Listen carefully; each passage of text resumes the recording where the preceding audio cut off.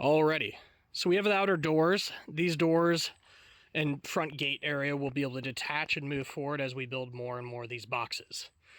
That'll be good as far as the structural bit goes. One downside to using horse manure I found is it appears that it's got a lot of grass seed that it just exists in it. So keep that in mind going forward. Still probably going to use it. I just got to be diligent about pulling it and plucking it. Now, the peas have done awesome. And we have some pumpkins and we have some squash and we have some zucchini over there. They're doing awesome. One of the things I had mentioned before about being able to increase this. So as we fill with soil, as we fill with other things through the seasons, we want to be able to grow this up taller. Eventually that'll mean adding another set of boards along the top. Now, I left space over here so that we could slide a board in and slide our boards in respectively as we need to add them and increase the height. That's going to be an eventuality as we fill with soil, and it'll make it easier to operate out here.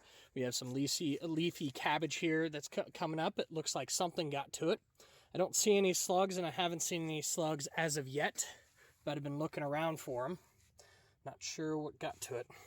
As of right now, we have the copper wire here, and it seems to be doing a pretty good trick to keeping this setup here.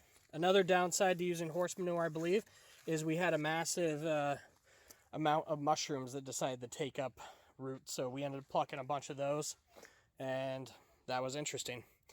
Alrighty, so eventually I'm planning on doing 2x4s across the tops of these, and we'll probably do some planters, and that'll also aid with running the automatic watering systems for the dry couple months that we end up having.